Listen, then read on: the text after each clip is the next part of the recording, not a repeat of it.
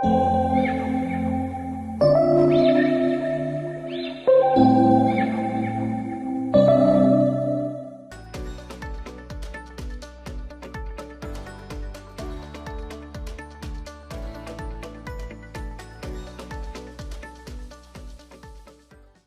vamos lá, irmãos, vamos fazer uma oração para iniciarmos propriamente a nossa aula de hoje.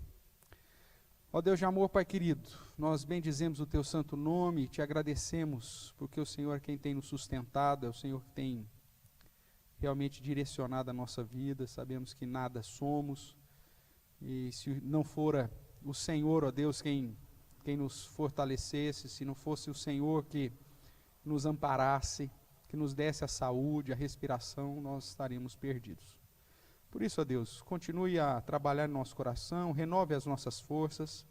Sabemos, ó Deus, da correria dos irmãos, do trabalho, de tantas outras atividades, e que mesmo assim, ó Deus, estão aqui, reservando esse tempo para estudar um pouquinho mais da Tua Palavra.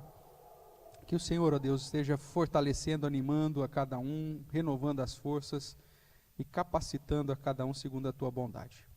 Nos abençoe no estudo de hoje, é o que clamamos também no nome de Jesus Cristo. Amém. Amém, irmãos? Então vamos lá. Nossa primeira aula aí, segundo o nosso calendário, é sobre vida cristã, né? Nossa segunda aula dessa matéria. Não sei se... Deixa eu chamar a sua atenção aqui também para o nosso calendário. Ou para o nosso horário, melhor dizendo. Então hoje, dia 25 de maio, a primeira aula então sobre vida cristã, e a segunda aula sobre introdução ao estudo da Bíblia, aula 2 também, tá? E a gente vai tentar deixar um adendo para explicar aí o padrão da ordem do culto, né, por conta da tarefinha da semana que vem, tá bom? Mas vamos lá, eu convido você então a abrir a sua Bíblia, lá em Gênesis capítulo 4.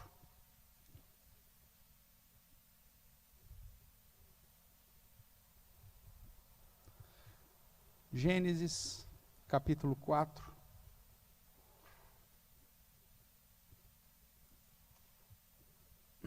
Um texto que nós já trabalhamos com a igreja, né? Mas vamos reforçar aí.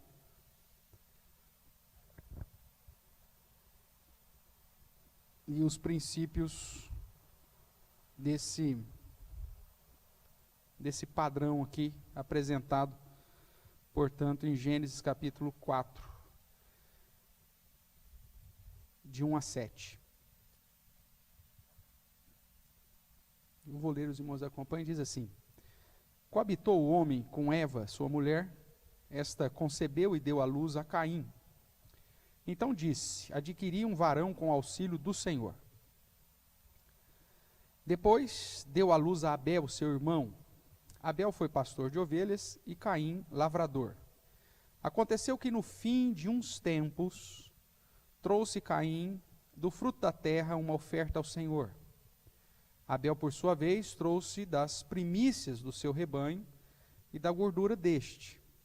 Agradou-se o Senhor de Abel e de sua oferta, ao passo que de Caim e de sua oferta não se agradou. Irou-se, pois, sobremaneira Caim, e descaiu-lhe o semblante. Então lhe disse o Senhor: por que andas irado? E por que descaiu o teu semblante? Se procederes bem, não é certo que serás aceito? Se todavia procederes mal, eis que o pecado jaz à porta, o seu desejo será contra ti, mas a ti cumpre dominá-lo. Amém? Esse verso aqui, irmãos, é um verso, uma perícope, né? Bastante interessante. Aproveitando aí até para chamar a atenção sobre o estudo da Bíblia, nós já indicamos isso, mas quando você observa a divisão dos capítulos e versículos, geralmente a Bíblia ela traz já uma divisão por perícopes. O que seria isso? Por ideias fechadas. Então aqui você tem no capítulo 4, verso 1, o Czinho aí, em letra, em negrito, né? Não está aí, o coabitou aí, o C não está mais escuro que o habitual? Na sua Bíblia está assim ou não? Sim? E depois lá no verso 8 você vê um Dzinho também em negrito. Ok? Então, aonde começa com um negrito, né, você vai até o outro. Então, um versículo anterior ao que começa de novo é o que nós chamamos de perícope, que é um texto que tem uma ideia completa. Então, amanhã depois, na hora que você vai fazer uma liturgia, você vai pegar um texto que você vai fazer uma leitura, para que as pessoas compreendam pelo menos o contexto próximo daquela leitura, a não ser que você quer dar ênfase específica no verso, então tudo bem, mas geralmente procura-se então ler a perícope. Então você procura lá, eu queria falar desse verso, tudo posso naquele que me fortalece, tá, lá em Filipenses 4. Aí você procura lá onde começa a perícope e onde termina a perícope. Você está inserido, porque aí vai ficar mais fácil das pessoas compreender o porquê daquela afirmação. Tá? Então, toda vez que você for fazer uma liturgia, que você for colocar um verso que você for ler, a não ser que você queira, como eu disse, dar ênfase no verso específico. Tudo bem, não tem problema nenhum quanto a isso. Mas se a ideia é trazer um entendimento sobre aquele texto e aquelas expressões que foram usadas naquele texto, o ideal é que você, se não dê para ler o capítulo inteiro, porque o capítulo às vezes é muito grande, você lê pelo menos a perícope que é indicada aqui na nossa tradução. A sua Bíblia tem isso também, Adilson, ou não? Não? Dá uma ajuda aqui, Paulinho, vê se você acha ali, na Bíblia do Adilson. Porque às vezes tem Bíblia que não faz isso mesmo, não.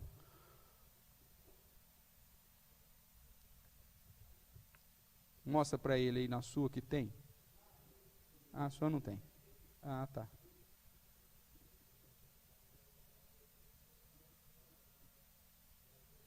Tá. Então, tem Bíblia que vem com essa informação. Tá certo, Adilson?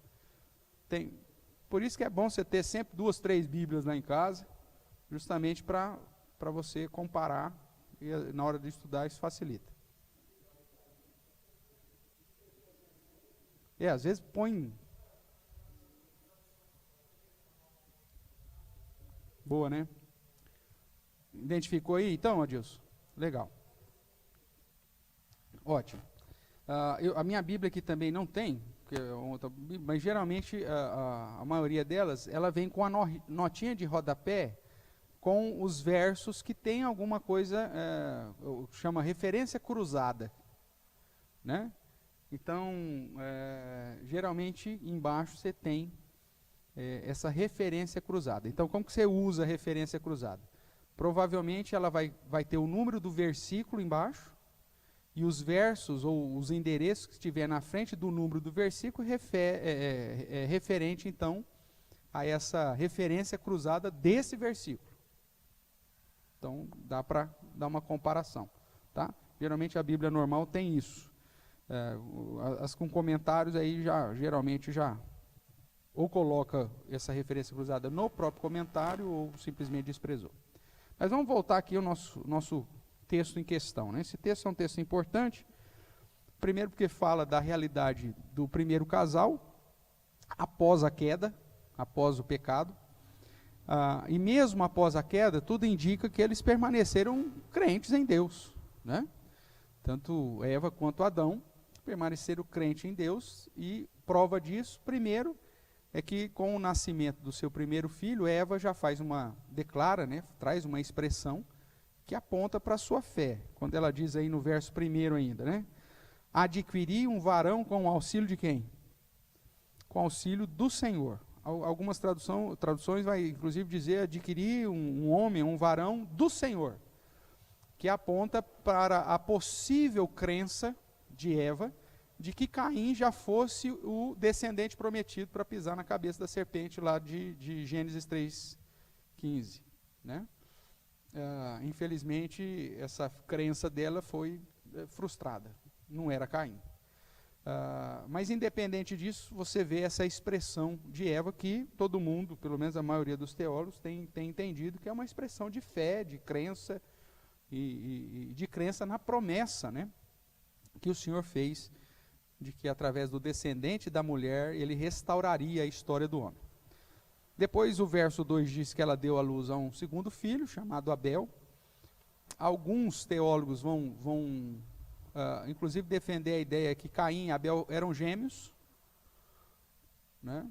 Há uma possibilidade, né, remota, porque o texto não trata, como o texto geralmente é histórico, ele é bem literal, detalhes.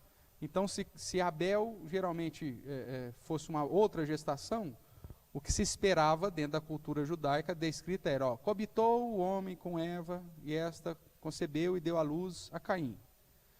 Coabitou novamente o homem com Eva, e esta deu à luz, tarará. Então, o padrão geralmente é esse. Como há uma ausência disso, alguns teólogos você pode encontrar alguém que defenda a ideia de que Caim e Abel eram gêmeos. Isso não é importante, né, para o texto, mas se porventura isso realmente foi, só serve para apimentar ainda mais a história, né? Para deixar o negócio bem mais complicado, né? E uma outra situação que esses teólogos enfatizam essa possibilidade é a resposta de Caim para Deus depois. Acaso eu sou tutor do meu irmão? Se ele fosse mais velho, seria o padrão. Mas se eles nasceram juntos, então seria um questionamento até razoável. Mas isso é secundário, não muda o entendimento do texto, é só uma curiosidade aí do estudo, né, da língua original que traz essa possibilidade. Então, diz que depois então deu à luz a Abel, e aí já começa a tratar das funções que eles exerceram. Um foi pastor de ovelhas, enquanto o outro foi lavrador. As duas atividades laborais aqui de Caim e Abel são padrões de Deus. O próprio Adão exerceu, de certa forma, essas funções lá no Éden, né? Então, algo que não tem nenhum problema nesse exercício de trabalho aqui. E o verso 3 nos aponta também para um padrão de fé no coração de Adão e Eva. Quando ele diz, aconteceu que no fim de uns tempos, ou seja, havia uma perspectiva periódica, uma periodicidade, como fala?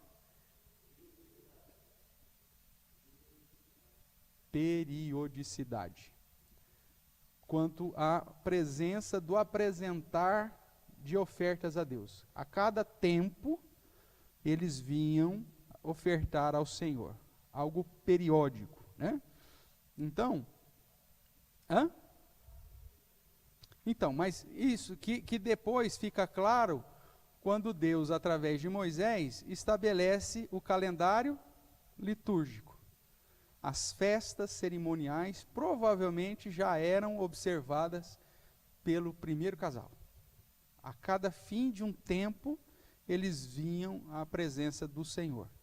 Então isso aí já mostra, mesmo porque no capítulo 1 de Gênesis, já diz que Deus estabeleceu os astros, o sol, a lua, para sinais e compromissos. O que está traduzido lá por estações, nós já estudamos, que é moed, né, no termo hebraico, que na verdade significa congregação ou agenda de Deus, ou seja, um compromisso, e não estações no sentido das estações do ano, que é outra palavra, zerrância, eu acho, se não me engano, o termo que a gente estuda lá em Daniel, quando diz, Deus estabelece reis, remove reis, Deus muda as estações, lá é estações do ano mesmo.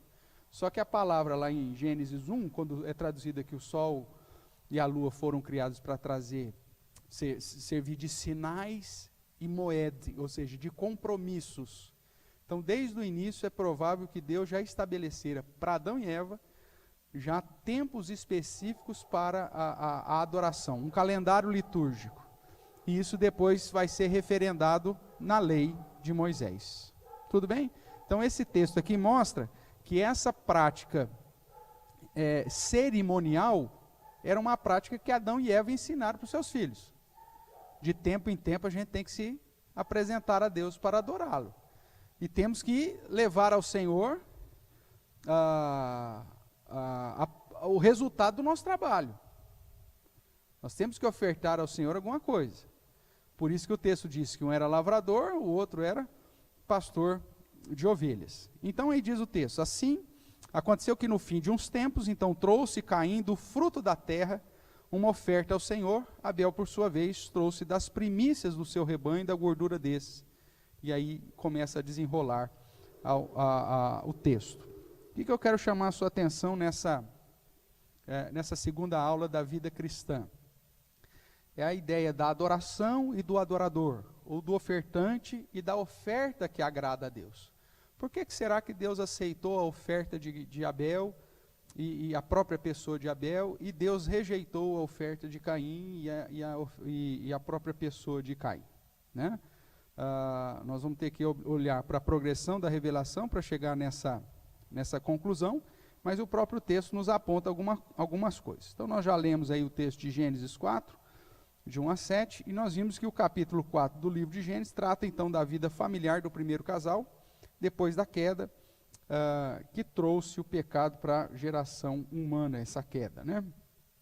Então vejamos alguns detalhes aqui importantes. Primeiro, o início do texto, ou o início do nosso texto, comparado com Gênesis 3,15, que é a promessa, né, de Deus, que é dito assim: porém inimizade entre ti e a mulher, entre a tua descendência e o seu descendente. Este te ferirá a cabeça e tu lhe ferirás o calcanhar. Aqui nós temos aquilo que os teólogos chamam de proto-evangelho, né, que já é a primeira promessa a respeito da restauração através do descendente da mulher, através de um filho da mulher. Então, quando nós comparamos a promessa de Gênesis 3,15 para a declaração de Eva, então nós reforçamos aquela ideia de que, além deles serem crentes, eles estavam crendo na promessa. Isso é importante definir como igreja? Muito. Por que é importante nós definirmos que Adão e Eva creram na promessa de Gênesis 3,15? Para definir quando começa a igreja. Para os batistas, por exemplo, a maioria deles, a igreja começa quando? Atos 2. O derramamento do Espírito Santo. Por isso, toda a aliança do Antigo Testamento é desprezada. Toda a aliança do Antigo Testamento, eles falam, não, isso era só para Israel. Só para Israel. Serve de princípio para nós, é alguma coisa importante, mas a igreja começa com o derramar do Espírito Santo em Atos 2. Se a igreja começa em Atos 2, então tudo aquilo que foi tratado no Antigo Testamento só tem como objetivo alcançar o povo de Israel. Acabou. Agora, se nós chegamos para a definição, Adilson, do que é igreja, o que a Bíblia diz do que é igreja? A igreja é o corpo de Cristo. E o que é o corpo de Cristo? Quem faz parte do corpo de Cristo? As pessoas que creem em Jesus como o Messias, que creem em Jesus como Salvador. Opa! Então aqui nós chegamos à definição da igreja. A igreja é a reunião das pessoas que creem em Jesus como Salvador, ou como o Messias. O apóstolo Pedro vai dizer lá em Atos que não existe salvação fora do nome de Jesus. Seja antes, seja durante o ministério terreno de Jesus, ou seja depois. O povo do Antigo Testamento foi salvo porque creu na promessa do Messias. Não foi porque eles faziam holocaustos, não foi porque eles cumpriam rigorosamente a lei cerimonial, mas porque eles creram na promessa do Messias. Então, a partir do momento que você tem um indivíduo crendo na promessa do Messias, o que você tem então? A igreja. Então, é importante definir que Adão e Eva creram na promessa de Gênesis 3,15, que já apontava para o Messias, o descendente da mulher. É lógico que estava no início da revelação, muita coisa ainda ia ser dita, mas ali já é o proto-evangelho, ali já tem a promessa da salvação. O descendente da mulher vai pisar a cabeça da serpente, vai restaurar, essa é a ideia. E aí, se Adão e Eva creram No Messias, nós temos então o início do corpo de Cristo, ou consequentemente o início da igreja. Então a igreja, na perspectiva reformada, ela começa no Éden ainda. Porque a promessa de Gênesis 3,15 foi dada ainda no Éden, antes da expulsão. Se eles creram ali, e tudo leva a crer que creram, tanto que depois, até depois da queda, mostra que eles adoravam a Deus, que ensinaram isso para os seus filhos, que guardavam um calendário cerimonial, de tempos em tempos adorando. Então aqui nós cravamos o início da igreja. E se cravamos o início da igreja, então todas as promessas dadas ao povo de Israel passam a ser uma realidade para os crentes em Cristo hoje, no contexto de igreja. O derramamento do Espírito em Atos 2 foi só o amadurecimento dessa igreja. Por isso que Paulo disse que não são duas oliveiras, é a mesma oliveira.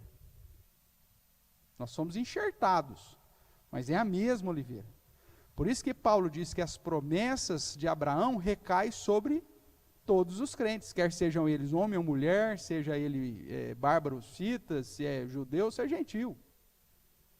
Então, é importante entender que essa expressão de Eva e o ensino que eles fizeram a Caim e Abel sobre a adoração apontam para a fé que eles tiveram, porque aqui já crava, então, o início da igreja. E o início da igreja mostra, então, que todas as alianças que Deus faz, a partir desse momento, já é dentro de um contexto de igreja. A circuncisão, o dízimo de Abraão e todas as outras questões de ser bênção para as nações, tudo isso já está dentro de um contexto de igreja. E isso faz toda a diferença. Paulinho.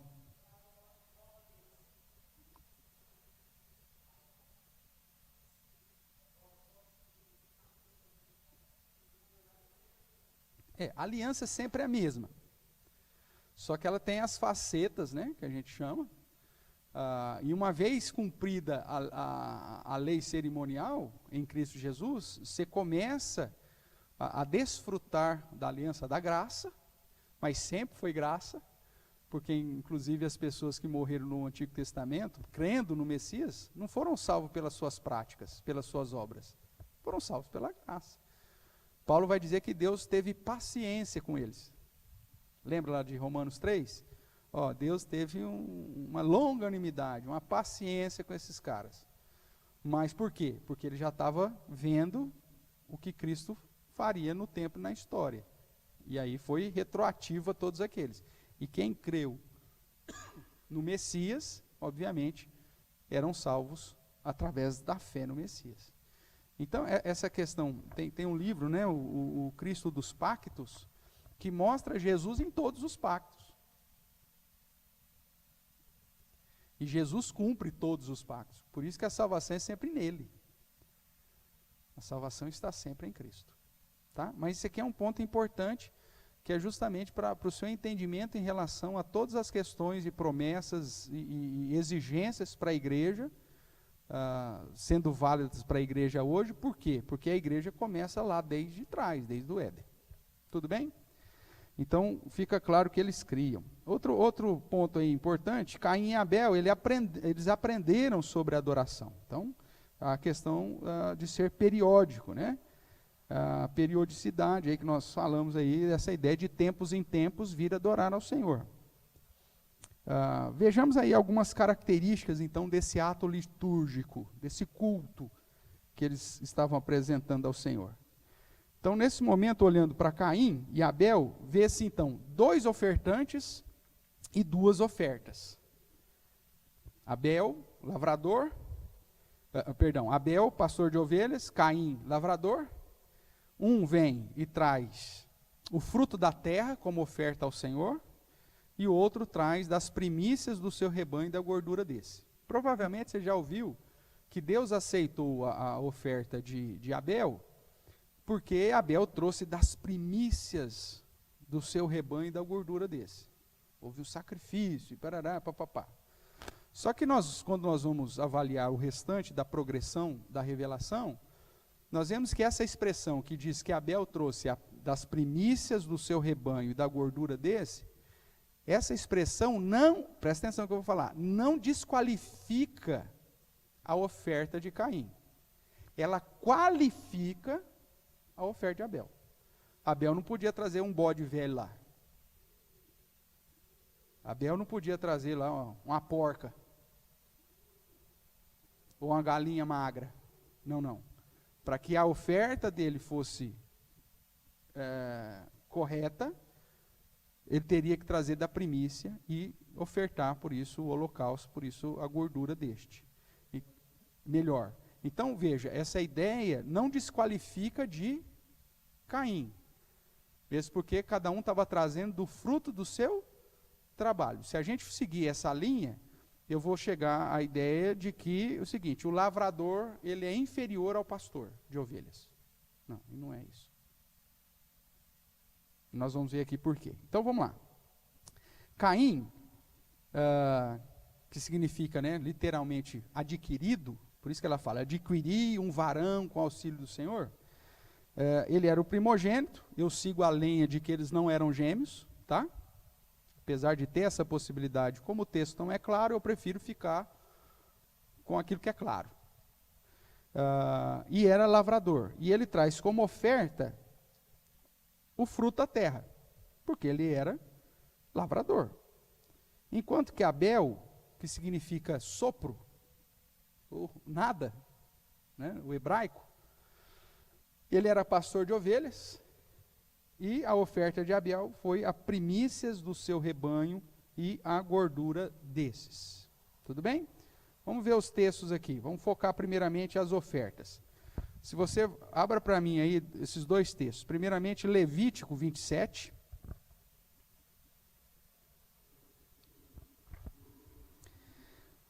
Levítico 27, verso 30.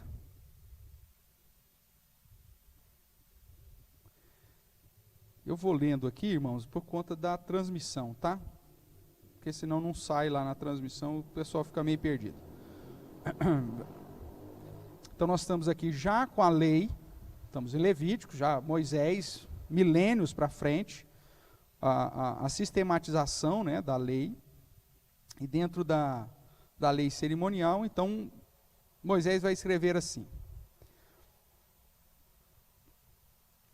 Também todas as dízimas da terra, tanto dos cereais do campo, como dos frutos das árvores, são do Senhor.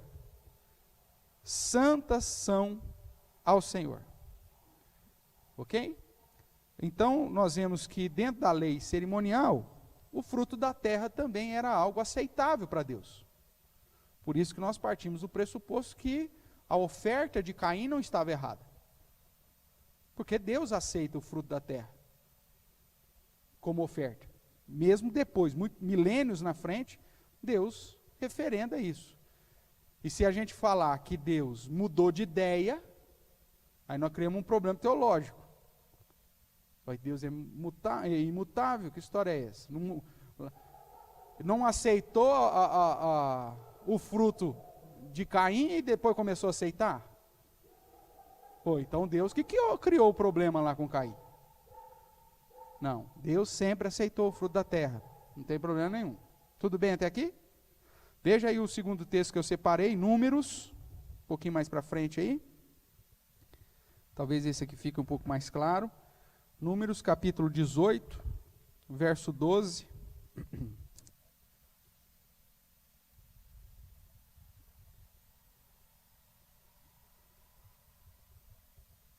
Diz assim: todo o melhor do azeite, do mosto e dos cereais, as suas primícias que derem ao Senhor, dei-as a ti. Os primeiros frutos de tudo que houver na terra, que trouxerem ao Senhor, serão teus. E todo o que estiver limpo na tua casa, os comerá. Então, veja que o Senhor, ele aceita a ideia da entrega do fruto,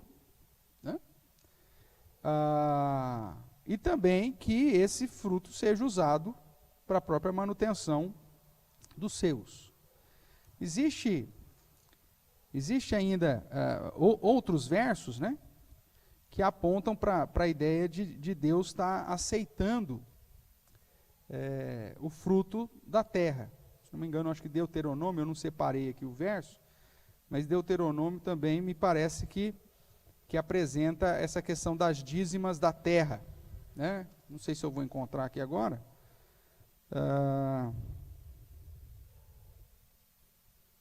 Não vai achar aqui. Mas depois, se você quiser uma pesquisada, dar uma comparada direitinho, você vai ver sobre 14:22, Paulinho. Então vamos lá, vamos ver se é isso. Você tem uma referência cruzada aí? Que eu não tenho aqui. Nessa Bíblia não tem. Sim.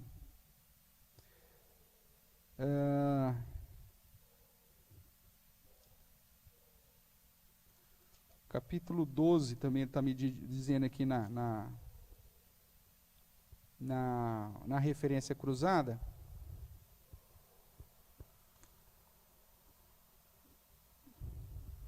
Deixa eu ver se é isso.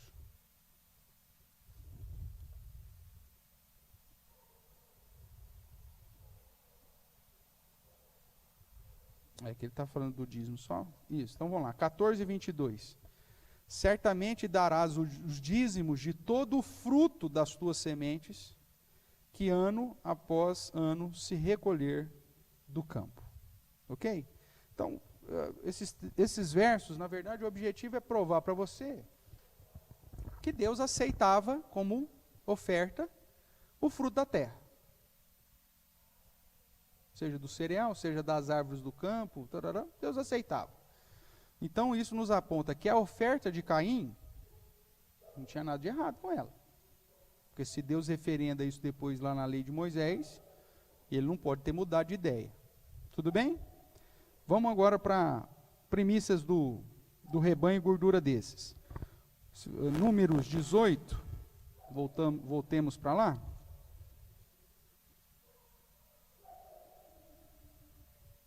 O verso é de número 17. Aí ele diz assim: mas o primogênito do gado, ou o primogênito de ovelhas, ou o primogênito de cabras, não resgatarás. Ou seja, eu não posso trocar. As outras coisas eu tinha tudo resgate, eu podia fazer uma troca, mas no caso do primogênito dos animais, não. As primícias, não. Porque são santos. O seu sangue aspergirás sobre o altar, e a sua gordura queimarás em oferta queimada de aroma agradável ao Senhor. Então veja que há na própria lei cerimonial, mesmo milênios na frente, mas o estabelecimento de que no caso dos animais, se você for ofertar animal, então tem que ser a primícia, o primogênito. E tem que ser sacrificado, porque você tem que queimar a gordura dele. Deus referendando aquilo que Abel já fazia. Provavelmente Deus já tinha falado isso para Adão e Eva, e ele havia ensinado seus filhos através da tradição oral. Tudo bem? O outro texto, Levítico 3, verso 16. E o sacerdote queimará tudo isso sobre o altar, e o manjar de oferta queimada de aroma agradável, toda a gordura será do Senhor. Então veja, essa ideia do holocausto e do queimar gordura, de oferecer o primogênito do rebanho e sacrificar para queimar a gordura, é algo que a própria lei cerimonial referenda depois. Então, voltando para Gênesis 4, nós vemos que a oferta de Caim era algo que aceitável diante de Deus, e que a oferta de Abel também era algo aceitável.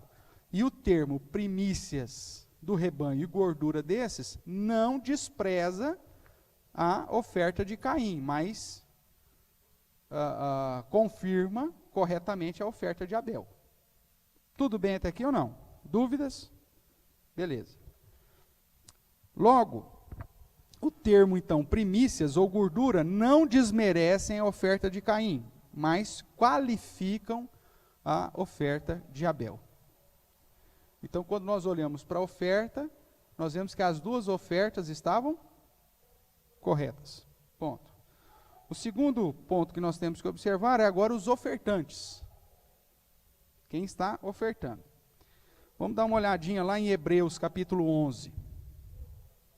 Veja, a gente tem que ir quase para o final da revelação para entender um texto lá de Gênesis 4. É aquilo que nós mencionamos numa das aulas passadas, é a necessidade do conhecimento da progressão da revelação. Porque o Novo Testamento traz luz para o Antigo Testamento. Se não fosse Hebreus e 1 João aqui, nós íamos ficar meio que perdidos no entendimento a respeito do texto de Gênesis 4. Então vamos lá, Hebreus capítulo 11, verso de número 4, vai dizer assim, aqui está falando sobre a fé, e vai começar a galeria dos heróis da fé, né? Começa justamente com Abel, e diz assim, ó, pela fé, Abel ofereceu a Deus mais excelente sacrifício do que Caim, pelo qual obteve testemunho de ser justo, tendo a aprovação de Deus quanto às suas ofertas. Por meio dela, também, mesmo depois de morto, ainda fala. O diferencial aqui de Hebreus, que mostra que Abel tinha fé, ele fez isso não como uma perspectiva mecânica, de tempos em tempos trazer uma oferta ao Senhor, mas ele fez isso com fé, pela fé ofereceu a Deus mais excelente sacrifício, e pelo qual obteve o testemunho de ser justo, e a sua postura como homem, como ser humano, era uma postura correta. Ele tinha fé e ao mesmo tempo agia de modo justo, agia de modo correto, né? Tanto que ele oferta a primícia e a gordura, ele faz o que realmente tinha que ser feito. Tudo bem até aqui? Enquanto que nós olhamos para Caim, e aqui já Hebreus diz que Caim já podemos concluir que quando ele apresenta a oferta, ele já não fez isso com fé, né? Porque o texto está referendando a fé de quem? De Abel, tá? Mas aí quando você vai para 1 João 3, o verso 12, aí nós temos a revelação explícita sobre a situação de Caim. Então, o que o texto diz aqui? 1 João, capítulo 3, verso 12. Vou ler o 11, né? Porque a mensagem que ouviste desde o princípio é essa, que amemos uns aos outros. E aí ele diz, não segundo quem? Não segundo Caim, que era de quem? Que era do maligno, e assassinou o seu irmão. E por que assassinou? Porque as suas obras eram más, e as do seu irmão justas. Então, o texto referenda a postura de Hebreus, que aponta para Abel como um menino de fé e correto, enquanto que Caim, ele tinha um coração mau. E é engraçado que foi justamente ele que a mãe pensou que era o descendente da mulher que pisaria a cabeça da serpente, e na verdade ele tinha um coração mau. Então, 1 João 3 vai dizer que Deus rejeitou Caim e a sua oferta. O texto diz isso, rejeitou a Caim e a sua oferta. Não porque a oferta estava errada, mas porque a postura do adorador, do ofertante, estava errada. E Deus aceita a oferta de Abel e o próprio Abel. Por quê? Porque a postura do coração de Abel estava correta e também porque a sua oferta estava correta. Tudo bem até aqui, irmãos? Então, segundo 1 João 3,12, Caim era do maligno, era injusto e ganancioso. Dá uma olhadinha aqui em Judas, verso 11 da epístola de Judas.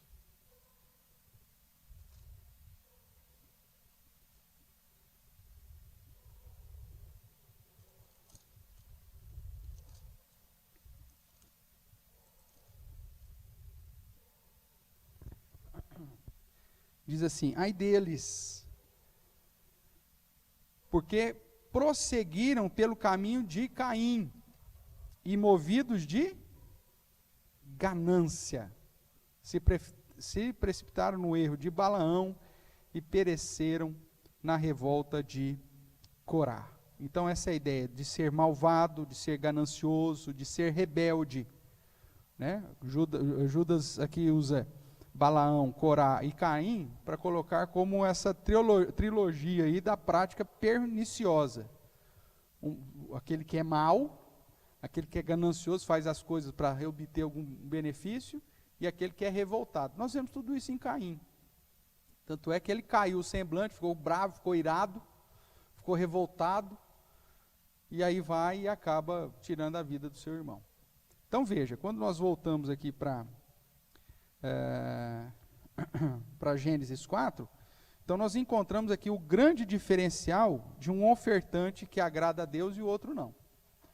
Isso nos leva à seguinte conclusão a respeito da adoração e do adorador. Que quando se trata de adoração a Deus, as duas expectativas devem ser supridas. Você tem que apresentar a Deus a oferta correta, mas com a disposição de coração também correta. Se uma dessas situações estiver fora do padrão de Deus, Deus rejeitará tanto você quanto a sua oferta. E isso para o líder é essencial.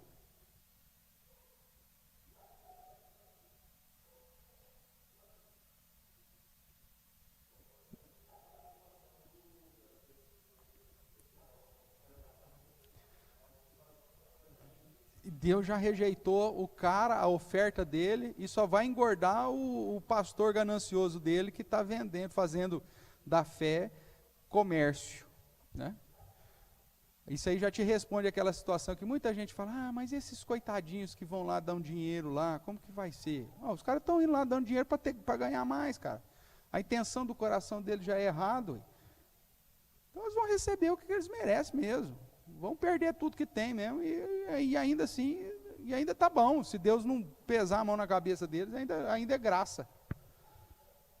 Na adoração, sempre conta o ofertante e a oferta. E aí, na liderança, é importante você ter isso bem em mente, porque o que acontece? Muita gente, às vezes como líder, faz da posição de liderança um lugar de ganância, de soberba, porque não tem um coração humilde, não tem um coração de Deus. E aí o que acontece? A partir dessa postura de soberba, de ganância e tudo mais, a adoração do cara nunca mais vai ser aceita. E não é à toa que você vê líderes, vários líderes, né, que só estão na posição de liderança para ter o reconhecimento das pessoas, mas nunca terão o reconhecimento de Deus. E isso vai trazer um prejuízo para toda a igreja. Isso vai trazer uma consequência para toda a igreja. E aí o que acontece? Como o coração dele já está errado, porque o motivo dele desejar a liderança já é por conta da sua própria ganância, por conta do seu próprio coração que é mau, ele não vai ter zelo com a oferta correta. E aí então, para se manter naquela posição de liderança, ele vende princípios para a manutenção da oferta correta. Então, a oferta, que hoje no nosso contexto é a ordem litúrgica correta, ela vai ser deixada de lado, e aí o líder vai começar a abrir concessões para agradar as pessoas, para se manter como líder. Porque se você começa a puxar a orelha do povo, meu amigo, o povo fala, vamos mudar de pastor, vamos mudar de presbítero. Esse cara pega muito no pé. Então o que o cara faz para se manter? Ele começa a vender, ele começa a abrir mão de alguns princípios, ele começa a diminuir o padrão da oferta. Quer dizer, se vendeu e aí o trem foi para o ralo. Então, dentro da vida cristã do líder, é preciso que ele esteja constantemente se vigiando. É por isso que Paulo fala, olha, cuida de ti mesmo e da doutrina. Cuide do seu coração, da sua postura, da sua vida e da fidelidade às Escrituras.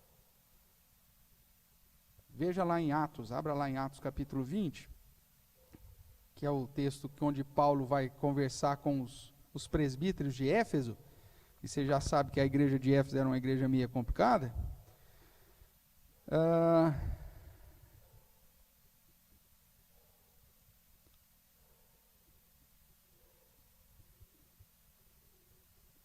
A partir do verso 17 aí, Atos capítulo 20. Atos capítulo 20, a partir do verso 27, você tem lá. De Mileto mandou a Éfeso chamar os presbíteros da igreja. Então, o objetivo aqui era instruir os presbíteros, inclusive para os presbíteros tomar cuidado que entrariam falsos profetas na igreja.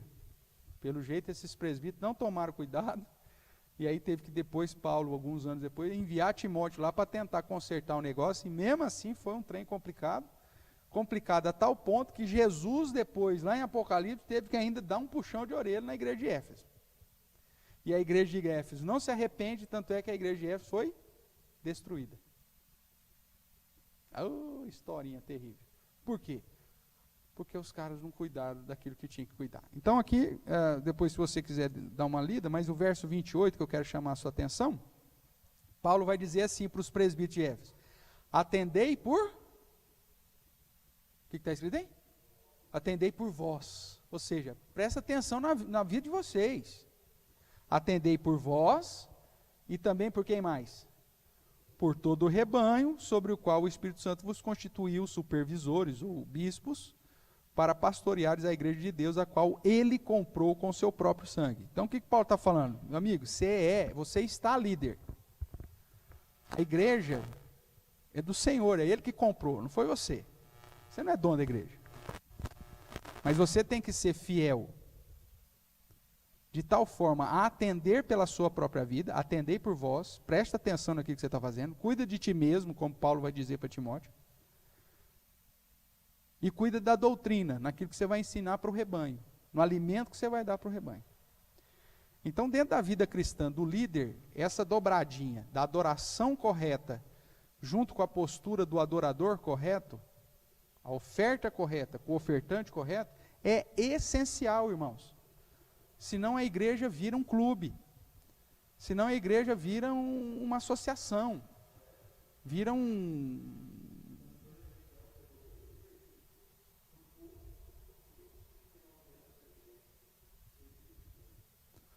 Não adianta, né?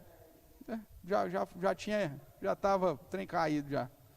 Então, irmãos, se a liderança ela não estiver atenta a si, para manter um coração reto, uma postura santa, um coração cheio de fé e justiça, padrão de Abel, mesmo que ele apresente a oferta correta, Deus vai rejeitar. E se ele apresenta, né, a oferta correta, mas com o coração malvado, Deus vai rejeitar também. Tem que ser a dobradinha perfeita. Coração correto, oferta correta. Postura do crente fiel, justo e fé associada a uma oferta correta. Não importa se estamos com a oferta correta, além dela, precisamos ter a disposição correta ao servir ao Senhor. Não importa oferecer a Deus uma oferta que está de acordo com a lei, ou que é aceitável, se a nossa postura estiver errada. Tanto nós, quanto a nossa oferta será recusada. Ou as duas estão corretas, a sua postura e a sua oferta, ou nada feito. Vamos dar uma olhadinha aqui em Gênesis 4:5. O próprio Deus, né, expressa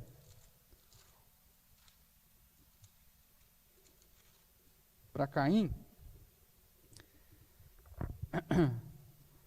o fato de que ao passo que Caim e de sua oferta não se agradou. E aí demonstra que a postura de Caim já era malvada pelo resultado disso, né? Irou-se, pois, sobremaneira Caim, e descaiu-lhe o semblante.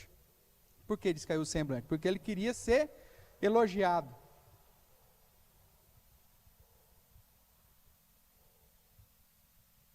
Quando o nosso ego é frustrado, meu amigo, a gente cai o semblante. Quando a gente faz as coisas para receber recompensa, e a recompensa não vem do jeito que a gente está esperando, a gente desanima. Não é assim que acontece? A gente frustra. O grande problema dos relacionamentos hoje é que as pessoas criam expectativas. E com Deus é a mesma coisa. Por isso que a fé reformada ela é tão fantástica, porque ela chega para você e fala assim: meu amigo, você não merece nada de Deus. Ah, pastor, mas eu estou vindo de quarta-feira, estou vindo no curso de liderança às terças, eu estou ajudando não sei na onde, eu estou no mutirão no sábado, venho no domingo, escola dominical, e Deus não vai me abençoar? Olha, se ele achar que não deve, ele não vai. Ué. E você deve continuar servindo ao Senhor da mesma forma, sem expectativa nenhuma. Porque a maior expectativa já foi suprida, que é a salvação em Cristo Jesus. Se porventura não tiver nada daqui para frente, ainda assim você está no lucro. Só que o problema é que as pessoas às vezes vêm para a igreja e até se motivam a servir na igreja, mas com expectativas. O cara vem e começa a servir porque ele quer chegar numa posição de liderança, ou ele quer que o pastor venha e enche a bola dele, né? Ou que, quem sabe, até a igreja dê um emprego para ele. Ele vem com expectativas. Eu vou começar a ajudar o pastor, porque quem sabe o pastor me contrata. Eu vou começar a fazer um trabalho voluntário na secretaria da igreja, lá tirando cheques, quem sabe depois eles me contratam de secretário. O cara já vem com expectativa. Aí não acontece do jeito que ele quer. Aí ele se ira, descalha o semblante, e ele sai falando mal da igreja e de Deus. Mas quem que fez tudo isso? Ele mesmo. Quem que criou a expectativa? O próprio cara. E isso, irmãos, é uma luta constante em nosso coração. Todos nós criamos expectativas. Por isso, atendei por vós, pelo rebanho. Tem cuidado de ti mesmo e da doutrina. Se o líder não souber lidar com isso, vai dar problema. Porque você pode ser eleito presbítero agora.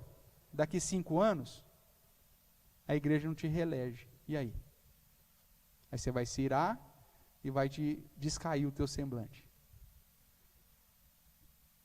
E aí você vai fazer como Caim, vai matar algum irmão, mesmo que seja no coração.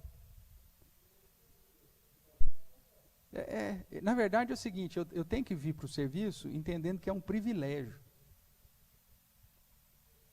Não oportunidade. Porque quando eu venho para servir a Deus pensando em oportunidades, eu crio expectativa. É a oportunidade de eu ser presbítero, é a oportunidade de eu ser oficial da igreja, é a oportunidade de eu ter um reconhecimento do povo. Se você fizer isso, meu amigo, você está perdido. Porque uma hora ou outra, o tapete é puxado. E se a sua expectativa for puramente humana, você não aguenta, cara.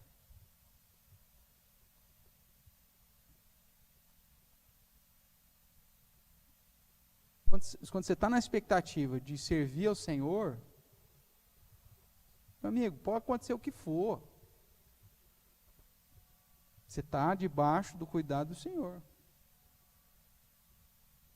E às vezes, por ser fiel, é que as coisas vão dar errada mesmo. É assim que funciona. E você tem que estar preparado para isso. Porque para ser líder, é para entrar na linha de frente do fogo.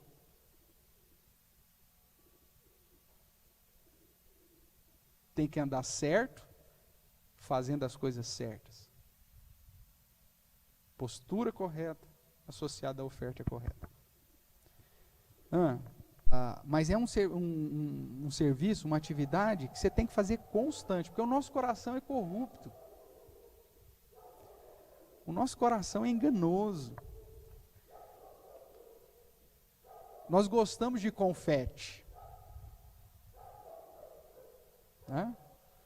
Então, é uma situação que você tem que fazer ali constantemente. É o que vai dizer o verso 7 aqui de Gênesis 4, né?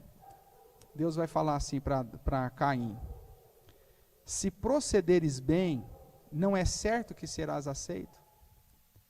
Se todavia procederes mal, eis que o pecado jaz à porta. O que Deus está falando é o seguinte: olha, meu amigo, essa ideia aqui, alguns teólogos inclusive dizem assim, o pecado ele está escondido atrás da porta. Se não me engano, acho que o Van Gronick vai dizer que é como se fosse um cachorro ali escondido atrás da porta, esperando você passar para ele te abocanhar. Então o pecado jaz à porta.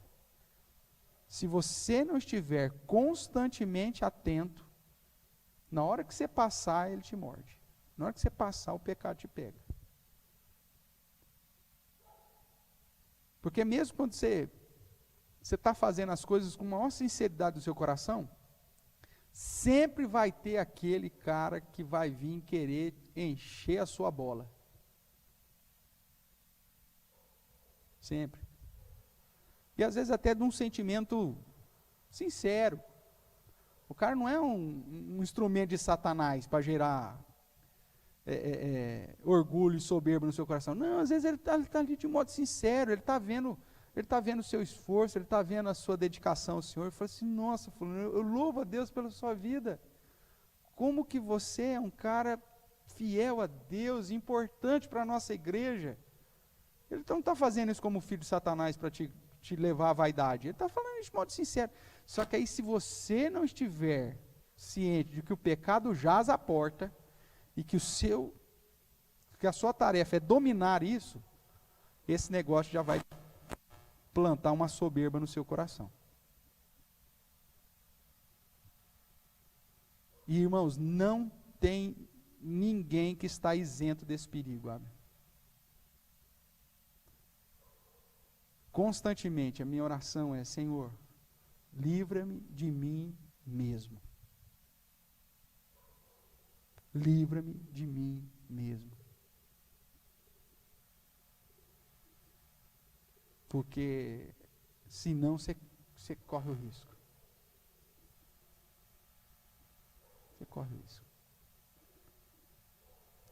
Você tem que procurar ser o melhor para o Senhor, fazer dedicação total ao Senhor. Ótimo, isso vai gerar reconhecimento da igreja? Vai gerar reconhecimento das pessoas? Vai. Mas aí quando esse reconhecimento bater, você tem que pegar e olhar para dentro de si e falar assim: ó, meu amigo, foi a graça de Deus. É a graça de Deus. Você tem que ter essa postura constante no coração, porque senão você vai se ensoberbecer, você vai se envaidecer. E aí, se isso aconteceu,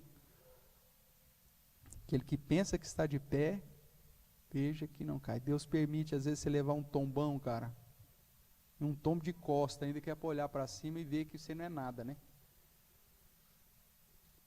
Agora, eu não preciso cair. Eu posso aprender com os erros de Davi, com os erros de Salomão, com os erros de tantos outros, para não ter que cair na mesma missão, com o próprio erro de Caim. Então, cuide de ti mesmo e da doutrina. Então, irmãos, compete a nós, cumpre a ti dominá-lo, né? Compete a nós. Então, Deus não quer sacrifício, Ele quer vida. Não importa se você faz tudo certo no ofício, mas se o seu coração é injusto e ganancioso, tudo será rejeitado. Você, como líder, você tem que estar ciente disso. Você tem que ser uma pessoa reta e fazer aquilo que é correto. Né? Apresentar a Deus o que é correto. Nós precisamos ofertar corretamente, tanto na oferta a ser apresentada, quanto no nosso proceder como ofertante. Pois, como diz a palavra, se procederes bem, não é certo que serás aceito. Então, se você fizer as coisas corretas, com o coração correto, Deus certamente te aceitará e aceitará a sua oferta. Tudo bem? Perguntas, irmãos, sobre esse primeiro passo aí? Tranquilo? Vamos orar? Quem sentiu o desejo aí, nos dirija a Deus em oração, clamando para que Deus tenha misericórdia de nós e que realmente possamos ser aí ofertantes corretos e que apresentemos ofertas também corretas. Oremos.